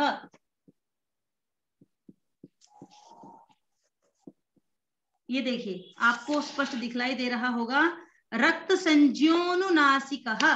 तो ठीक है, किसी ने यहाँ पर 5वें वर्ण का अनुनासिक नाम दिया, तो उन्हीं अनुनासिकों को इन्होंने रक्त नाम रख दिया, रक्त संज्ञा। संज्ञा देखिए क्या है, संज्ञा का मतलब होता है नाम।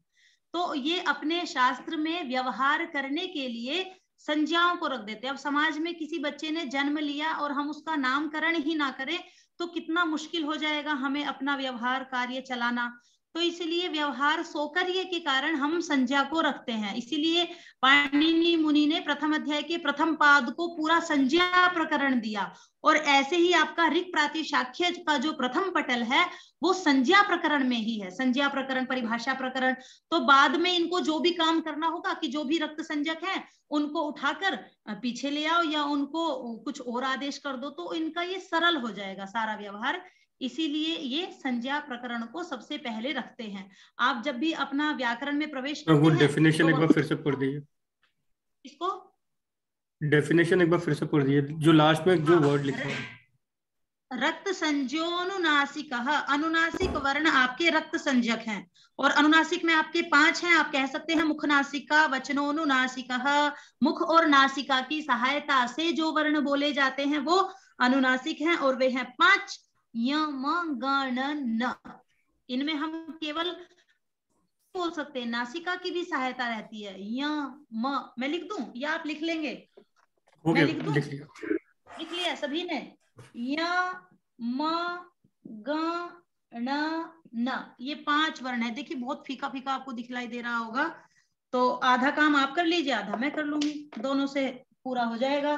तो रक्त संज्ञा आपकी पता लग गई, डैश डैश कर देंगे, ये रक्त संज्ञा है, डैश डैश आपको पूरा करना होगा। रक्त संज्ञा अनुनासिकः, रक्त संज्ञक वर्ण कितने हैं?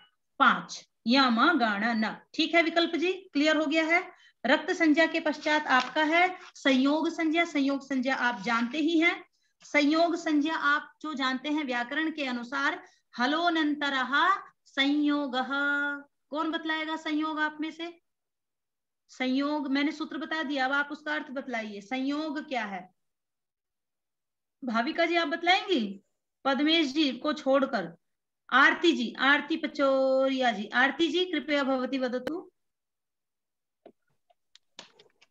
मैम जो हलों में अंतिम हल है उसकी संयोग संज्ञा होती है, जो अभी आपने सूत्र बताया उसके अकॉर्डिंग। तो तुम अंतिम हल मैम, मतलब मैं अपने अकॉर्डिंग आपको बताती हूँ कि 2 व्यंजन वर्ण है और उनके बीच में कोई भी स्वर का व्यवधान ना हो तो उसकी संयोग संज्ञा होती है। हाँ ये बात आपने सही बताई।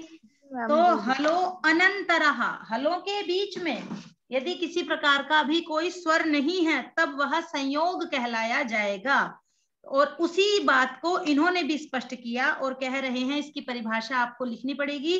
संयोगस्तु व्यंजन सन्निपातः, संयोगस्तु व्यंजन, मैं लिख रही हूं फिर आपको दिखा दूंगी, बोलने के समय लिख सकते हैं आप। व्यंजन सन्निपातः, ये देखिए आपको शायद अब दिखाई देगा। संयोगस्तु, संयोगः तु व्यंजन सन्निपातः, सन्निपात का मतलब होता है संयोग, और किसका संयोग? व्यंजनों का संयोग, व्यंजनों का मेल जो होता है वही आपका संयोग है। तो स्वर की तो कोई चर्चा ही नहीं है, यहाँ पर केवल व्यंजनों का मेल होगा। ठीक है, अब व्यंजनों के मेल में आप उदाहरण देख सकते हैं। वस्त्रिष्टुभम, वस्त्रिष्टुभम, बहुत सारे प्रकार के उदाहरण हैं, तो मैं आपको दे सकती हूँ। इन्होंने कहा है कि बिल्कुल सेम टू सेम हलोनंतरः संयोगः की तरह ही है ये भी, फिर भी आप देख लीजिएगा।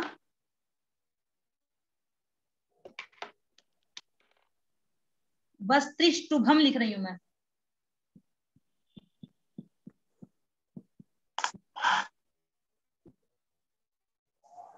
ये दिखलाई दे रहा है आपको? वस्त्रिष्टुभम, प्रवीण जी ध्यान से देखिए थोड़ा सा। वस्त्रिष्टुभम, यहां पर क्या है? वस्त्रिष्टुभम, स, त और रेफ, तीन का संयोग दिखाई दे रहा है आपको। वस्त्री, वस्त्री, यहाँ पर स, त, र, इनमें तीन प्रकार का संयोग है और यहाँ पर कोई भी बीच में स्वर नहीं है। स्वर अनुस्वार उपहितो द्विरुच्यते संयोग आदि, ये ऋक् प्रातिशाख्य में मिलता है अलग, लेकिन यहाँ पर संयोग हो रहा है केवल मात्र व्यंजनों का, तो इसीलिए इसको संयोग कहेंगे। ठीक है, जिसमें स्वर का व्यवधान ना हो। स्पष्ट हो गया? आपके लौकिक उदाहरण भी हो सकते हैं। प्रवीण जी स्पष्टता भवत? हाँ, तो इसमें इतना लंबा वर्ड ना देके सिर्फ वस्त्री में भी तो हमारा उदाहरण कंप्लीट हो जाएगा। लेकिन एक ये मंत्र का भाग था ऋग्वेद के, क्योंकि देखिए ये जो उदाहरण दे रहे हैं ना, ये सारे मंत्रों के उदाहरण दे रहे हैं, तो मंत्र की पूरी लाइन होती है। तो वस्त्रिष्टुम्भमिशं प्रप्र, ऐसे प्रकार का कोई पूरा उदाहरण आ रहा था। क्योंकि अब आप यदि केवल वस्त्री दे देते, आप कहते जी वस्त्री शब्द का अर्थ क्या हो गया, शब्द कहाँ से आ गए वेद में, तो मंत्रों के बीच में से इन्होंने उदाहरणों को चुन चुनकर यहाँ स्पष्टता के लिए दिया है। ठीक है, तो वस्त्री में भी हम जान सकते हैं, हमारा जहां से भी संभव हो सके हमें तो क्लियरता आनी चाहिए। ठीक है, तो ये आपका हो गया, बड़ा ही आसान था संयोग। और दो बचे हैं प्रगृह्य और रिफित, बड़े ही आसान है, आप जानते भी हैं। अब आप में से कोई बतला दीजिए बस प्रगृह्य का मतलब, क्योंकि आप ईदुदे द्विवचनम प्रगृह्यम बार बार पढ़ते हैं, सुनते हैं, सुनाते हैं, तो वो प्रगृह्य बता दीजिए बस क्या है प्रगृह्य। समझ में आ रहा है क्या पूछ रही हूँ? प्रगृह्य 9वें नंबर पर आपकी है ये प्रकरण प्रगृह्य। कौन बताएंगे? हाथ उठा सकते हैं। आशीष जी ने अपना वीडियो ऑन किया, इसका मतलब शायद वे बोल रहे हैं। जी आशीष जी, प्रगृह्य पहले आया होगा आपके कभी पढ़ने में, आप माइक ऑन कर लीजिए।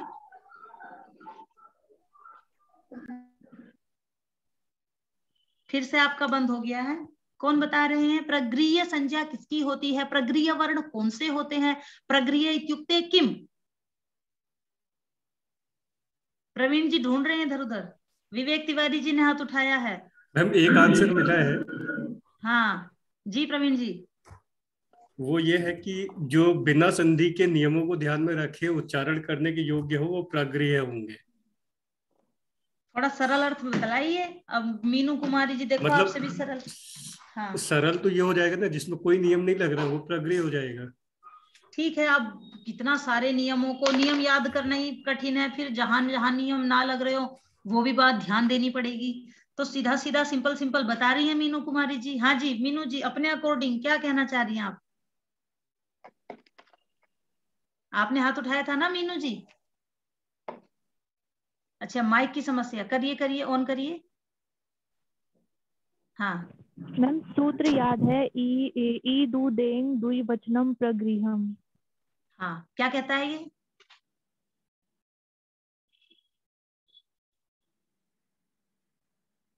इसने कहा दीर्घ इकारांत, दीर्घ उकारांत और एकारांत वाले वर्णों में ना संधि होगी शब्दों में, और ये प्रगृह्य होंगे। प्रगृह्य मतलब इनके और भी इसमें मैं स्पष्ट करूंगी। विवेक तिवारी जी क्या कहना चाह रहे हैं प्रगृह्य?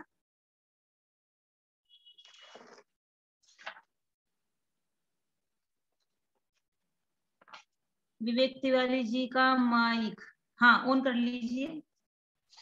जी मैम, देखिए सबसे पहले प्रगृह्य का मतलब होता है संधि, वहां संधि का अभाव। और ई दूध ए अगर बोलते रहिए बोलते रहिए। हेलो, हाँ जी वदतु। अगर ई दूध दे तो ये द्विवचनांत है मैम, तो वहां पे प्रगृह्य संज्ञा हो जाती है। प्रगृह्य संज्ञा का फल हो जाता है संधि का अभाव। द्विवचनांत ई दूध दे अगर इसके पर अंत में हो और आगे अच पर में हो। बहुत सुंदर। चलिए इनके अनुसार भी देख लेते हैं। इन्होंने ये परिभाषा दी है, लिख लीजिएगा। परिभाषा क्या उदाहरणों के साथ लाता है? अस्मे युष्मे त्वे।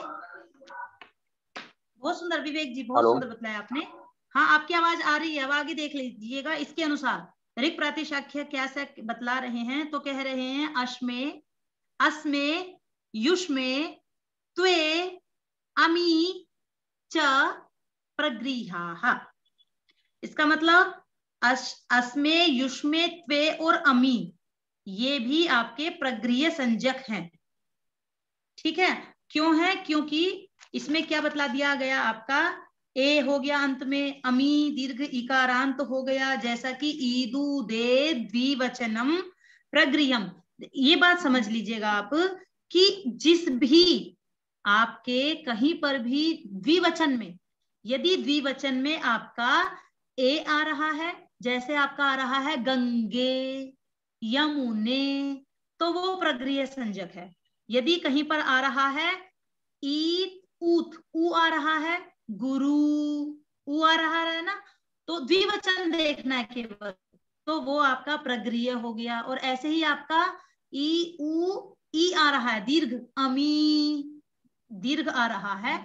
द्विवचन में यदि आपको ए, ई, ऊ दिखलाई दे रहे हैं तो वो प्रगृह्य संज्ञक है। और इस प्रगृह्य संज्ञक में आपके देखिए पाणिनि मुनि कितने सूत्र कहते हैं, ईदुदे द्विवचनम प्रगृह्यम, अवसोमात, शे, निपात एका जनांग, ओत, संबुद्धौ शाकल्यस्य तावनार्षे, यहाँ तक संबुद्धौ शाकल्यस्य तावनार्षे। वहां पर जो शाकल्य आचार्य हैं उन्होंने कहा है कि जब संबोधन हम करते हैं वो भी प्रगृह्य है। जैसे हम कोई दूर है, संबोधन मतलब हम कहते हैं ना विष्णु, गुरु, उनको ओकारांत से बुलाते हैं, तो वो भी आपका प्रगृह्य संज्ञक ही कहलाया जाएगा। तो इन सब की प्रगृह्य संज्ञा है। और इसमें इन्होंने इस विशेष उदाहरण दे दिए हैं, अस्मे, युष्मे, त्वे और अमी, इनका द्विवचनांत होगा तो ये सारे आपके प्रगृह्य संज्ञक कहलाए जाएंगे। ठीक हो गया? और स्पष्ट है, प्रगृह्य वाला हो गया ना आपका, इदुदे द्विवचनम प्रगृह्यम से आपको और भी स्पष्ट हो जाएगा। और जो हमारा विषय है अंतिम जो इसकी संज्ञा है वो है रिफित। रिफित प, देखिए हम ना बोलते समय क्या करते हैं, हम ऐसे बोलते हैं प, फ, फ, फ के उच्चारण में होठ नहीं मिलाते। ये एक मैं जनरली सामान्य बात बता रही हूँ, बल्कि जो पवर्ग है वो हमारा ओष्ठ्य वर्ण है। ओष्ठ्य, ओष्ठ से बोले जाने वाला पवर्ग। तो कैसे बोलना चाहिए? प, फ, होठों को मिलाकर प, फ, ब, भ। और प्राय हम क्या कर देते हैं, रिफित। रिफित वो गलत हो जाता है। हमें कैसे बोलना है? रिफित। रिफित दोनों में अंतर है। फित, फ को पा की तरह बोलना है। अपना अपना बोलकर अभ्यास कर सकते हैं। ये हमारे वर्णोच्चारण में जब उच्चारण स्थान पढ़ेंगे तब जानेंगे। तो अभी रिफित, रिफित नहीं, रिफित।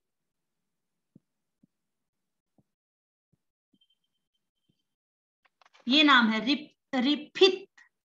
ध्यान देकर इसको बोलेंगे। तो रिफित क्या है? ये अंतिम है आपका। तो इसमें कहा इन्होंने रिफित। रिफित का मतलब है रिप, मतलब रेफ होगा। किसको होगा? विसर्ग को रेफ होगा। तो इसके लिए कह रहे हैं कि जहां भी कभी आप विसर्ग के स्थान में क्या कर देते हो? रेफ, उसी को हम रिफित कहते हैं। और इसके लिए इन्होंने परिभाषा क्या दी है उसको मैं नोट करा देती हूं। ऊष्मा रेफी पंचमो नामी पूर्वः, मैं लिख रही हूं एक बार।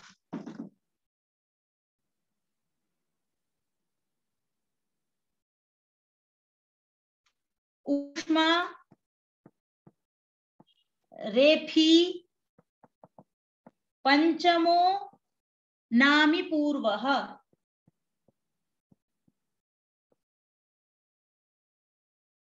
ऊष्मा पूर्वी, ऊष्मा रेफी पंचमो नामी पूर्वः।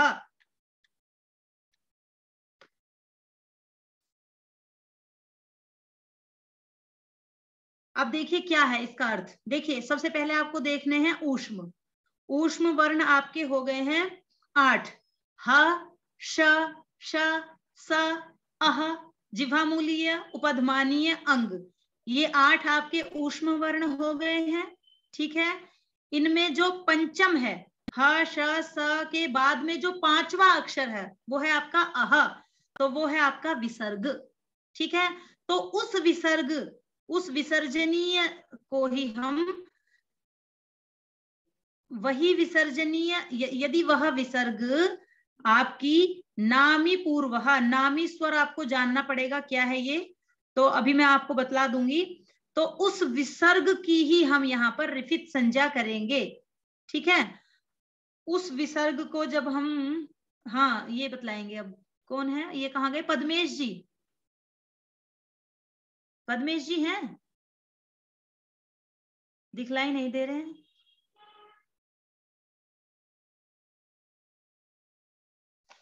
मैं उदाहरण दे देती हूँ आपको, उदाहरण से स्पष्ट हो जाएगा। अग्निरश्मि जन्मना, उदाहरण से ही मैं आपको स्पष्ट करूंगी।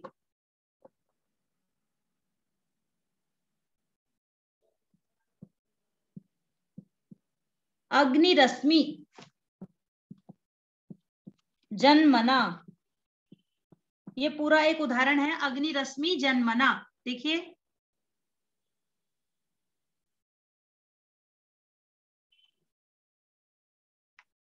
ठीक है। अब देखिए इसको आप 2 टुकड़ों में तोड़िए। अग्नि, अग्नि ही अस्मि, तो अग्नि ही के अंत में आपको क्या दिखलाई दिया? विसर्ग। लेकिन उस विसर्ग के स्थान पर क्या हो गया है यहाँ पर? रेफ। तो ये जो रेफ है इसकी रिफित संज्ञा है। क्लियर हो गया? विसर्ग के स्थान पर आने वाले रेफ की रिफित संज्ञा होती है। तो अग्निरश्मि, इसमें हम जान सकते हैं अग्नि ही अस्मि, अग्निरश्मि। पूर्वोरहम, पूर्व प्लस अहम, पूर्वोरहम। हरि ही प्लस, इसमें हम और भी जो लौकिक उदाहरण है वो भी देख सकते हैं, जैसे कि हरिरिह, इस प्रकार के जो भी हम विसर्ग के स्थान पर जो भी हम रेफ इत्यादि का कार्य करते हैं वो सारे आपके रिफित संज्ञक कहलाए जाएंगे। ठीक है, तो इस प्रकार हमने और आपने मिलकर आज ऋक् प्रातिशाख्य की जो 10 परिभाषाएं थी उनको जाना है, और आपके सिलेबस में वो दी गई हैं। तो जो द्वितीय इकाई का चौथा बिंदु का पहला पॉइंट था, ऋक् प्रातिशाख्य से संबंधित निम्नलिखित परिभाषाएं जो थी, जिनमें हमने समान अक्षर, संध्यक्षर, अघोष, सूक्ष्म, स्वर भक्ति, यम, रक्त, रक्त संज्ञानुनासिक, जैसे बोला जाएगा वैसे आपको वो सूत्र याद आ जाना चाहिए। संयोग, हलोनंतरा संयोग, प्रगृह्य द्विवचनम प्रगृह्यम, और रिफित विसर्ग के स्थान पर रेफ। तो ये पूरी 10 देखी। इनमें से प्रत्येक परीक्षा में 1 या 2 प्रश्न जरूर आते हैं। अत्यंत ही सरल विषय है, तो ये आप सारा एक बार अपना आवृत्ति कर लीजिए। जो आज पढ़ाया है उतने में से ही आपको प्रश्न पूछ लिया जाएगा। सम्यक् अस्ति? तो इदानीम अहम अत्रैव विरमामि, स्वकीयां वाणीं विरामं करोमि। सर्वेषां धन्यवादः। सर्वेपि सम्यक्तया